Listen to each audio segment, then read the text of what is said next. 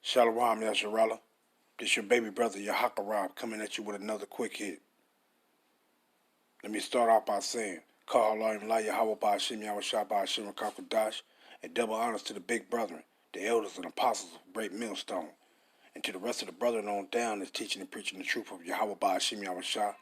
Shalom Bayat Hadawada, and to the Hakim and Akwat that's out there listening and learning and repenting. Most of all, Shalom to you, Mashpaka. Shalom. Now I want to get straight into it. This is a little video that I want to play. It's about 7 minutes. But I'm going to bring out these scriptures first, and then I'm going to play the video. Because I don't know how long my recorder go record. So let me just get straight to it. Without any further delay, let's get straight to it. First scripture I want to start off reading is Job. Job 20 and verse 23. Let me start at 22. Job 20, verse 22. In the fullness of his sufficiency, he shall be in straits. Every hand of the wicked shall come upon him. When he is about to fill his belly, Yahweh shall cast the fury of his wrath upon him, and shall rain it upon him while he is eating. What he gonna rain upon him? Let's read it. Verse 24. He shall flee from the iron weapon, and the bow of steel shall strike through him. What is that? That's those nuclear, those rockets that's gonna strike and hit their asses. 25. It is drawn and cometh out of the body. Yea, the glittering sword cometh out of his gall. Terrors are upon him. All darkness shall be hid in his secret places. A fire not blown shall consume him. It shall go ill with him that is left in his tabernacle. So let's go. Who is it talking about? Key, when it says what in 26? All darkness shall be hid in his secret places. Who is it talking about? Let's go to Obadiah and find out real quick who is it talking about. All darkness shall be hid in his secret places. Let's get it. Who is it talking about? Obadiah 1 and 6. How are the things of Esau searched out? How hard are his hidden things sought up? So that hidden things goes into his hidden things, his hidden objectives, meaning his secret objectives, his secret places, and so on and so forth. So it's talking about these dirty ass dogs. Now, let's read it again. Job 20 and 26. All darkness shall be hid in his secret places. A fire not blown shall consume him. It shall go ill with him that is left in his tabernacle. What is it talking about when it's go ill with them that's left in his tabernacle? Let me go run through these real quick. Matter of fact, I'll just go to one. Let's go to Isaiah. This is what's going to happen to those that be left in his tabernacle. Let's go to Isaiah 14 and 21. Prepare slaughter for his children, for the iniquity of their fathers, that they do not rise, nor possess the land, nor fill the face of the world with cities. That's going to be happening to those that's going to be left in his tabernacle. They're going to have to fit that bill that their fathers have laid out for them. They're going to have to fit it. Matter of fact, let's just go to another one real quick about his children. What's going to happen to his children? Let's grab it. Ezekiel, because I don't want to go through all of them just for the sake of time. Let's grab, what is that, Ezekiel 32? Ezekiel 32. And, let me see. Nope, Slakia. That's Jeremiah 32. Slakia. Jeremiah 32 and 18. Thou showest loving kindness unto thousands. Now, this talking about us.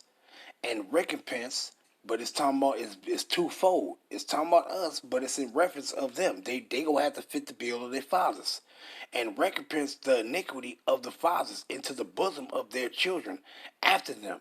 The great, the mighty power, the Lord Yahweh of hosts is his name.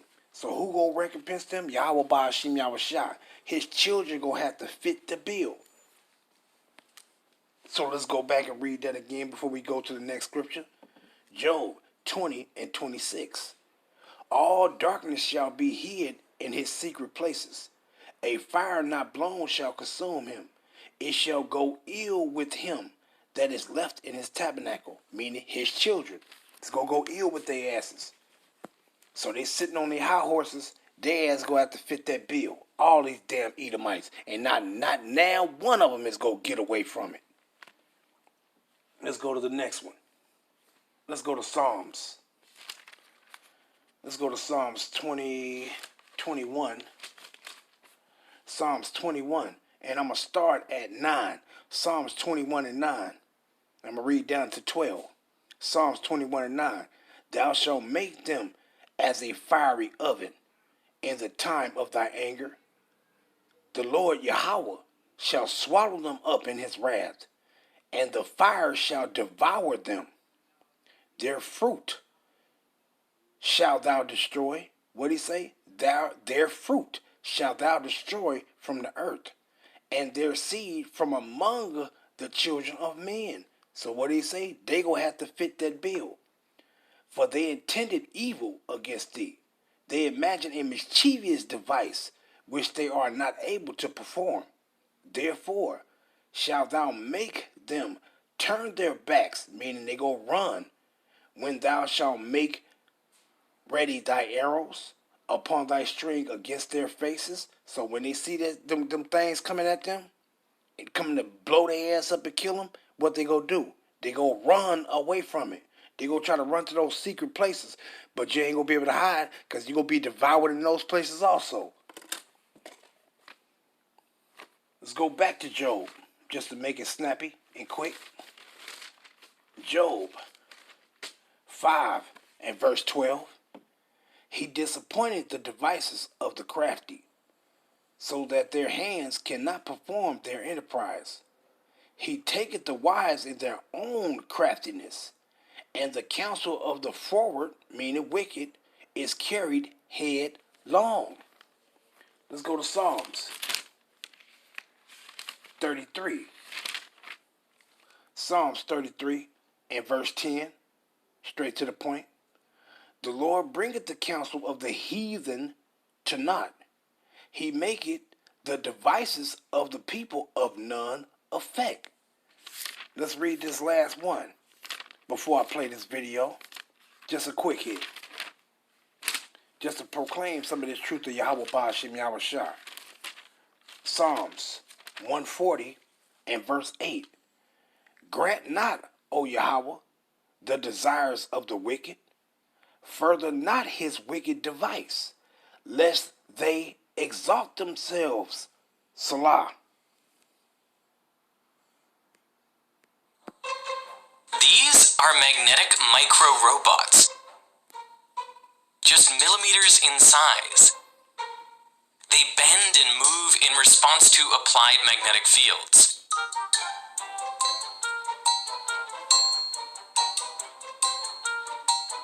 And with these magnetic fields controlled by a gaming controller, the micro-robots can be driven carefully and precisely.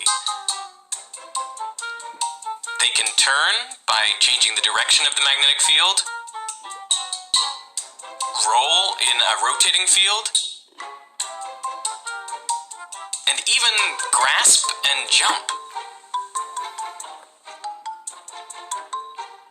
It often feels like you're playing a video game. In some previous work I did as a demonstration, I was pushing blocks of material around and using a microbot like a bulldozer. And the demonstration I did was playing Tetris.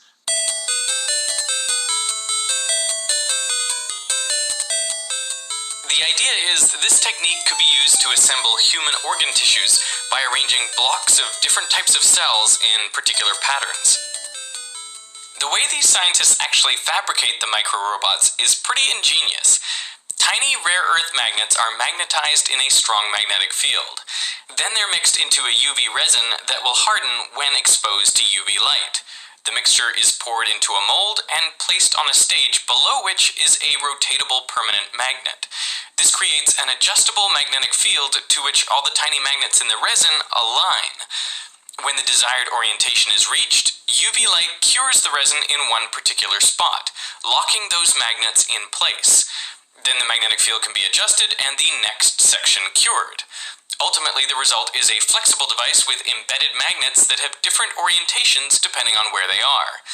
This pattern of orientations is what gives these micro-robots their unique behavior in response to magnetic fields. If we can point multiple compass needles in opposite directions within a flexible device, if we apply the field vertically, those compass needles will both try to orient and align with that applied field.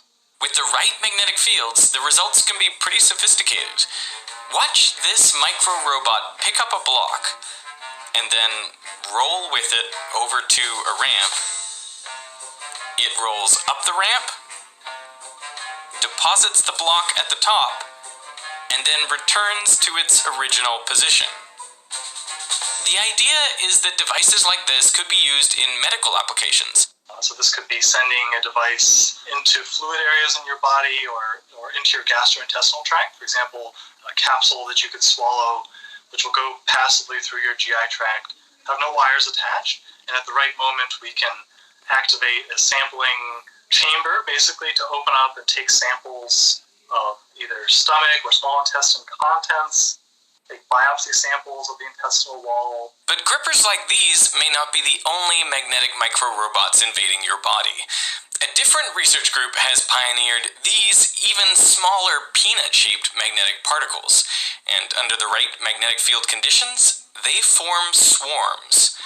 The swarm can take on different configurations: the vortex, where many particles travel together like a school of fish; the chain, where particles line up and travel single file; and the ribbon, where motion is perpendicular to the line of particles.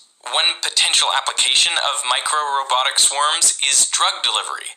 Each magnetic particle could carry a small amount of drug and be guided toward the intended drug delivery site. So to make a swarm useful for potential biomedical application, you'd like to keep the swarm aggregated. I will take that back because I don't think you heard it clearly. Let's take it back. I don't think you heard it clearly. Let's play it again. For potential biomedical application, you'd like to keep the swarm aggregated. You probably will not be able to see single micrometer sized particles, but you could see the entire swarm. So you'd like to keep it aggregated so you can move it and keep track. But then going through tight environments, for example, going through blood vessels, if your swarm, the overall swarm size is bigger than the blood vessel, then it doesn't fit. So you need to line them up and squeeze through. So that's the motivation for being able to control the shape of the swarm. And who knows, one day you might have swarms of magnetic micro-robots cleaning your teeth. Another group of researchers has used tiny magnetic robots to clear biofilms. Those are communities of bacteria and the protective sugar polymers around them.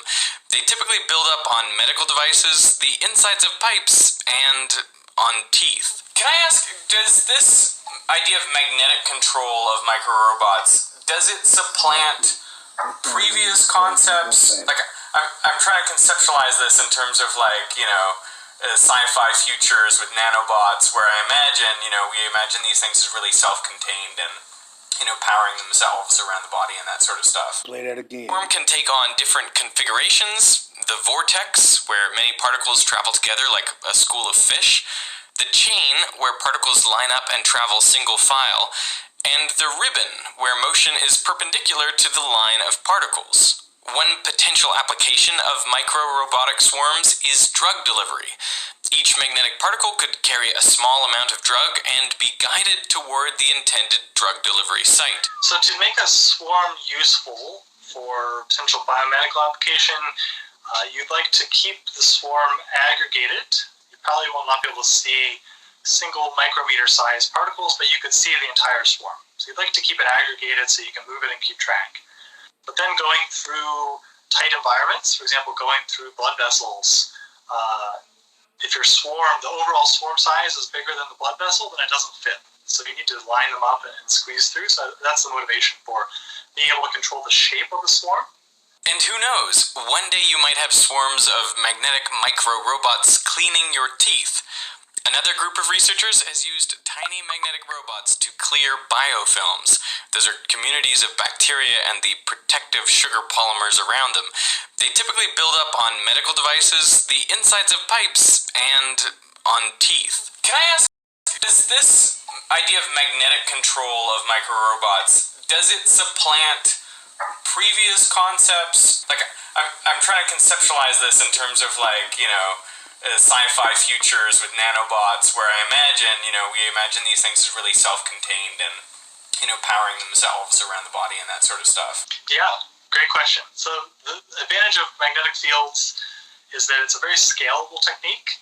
So we can make magnetic microbots that are single cell size, and we can make them that are centimeters in size, and the principles behave similarly.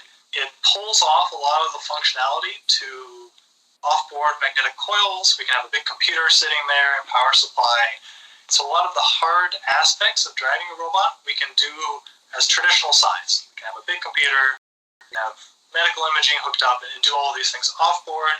And then on-board, we're just transmitting the magnetic field directly to the device. And so that's, our microbot is basically then just like the mechanical hand of the robot.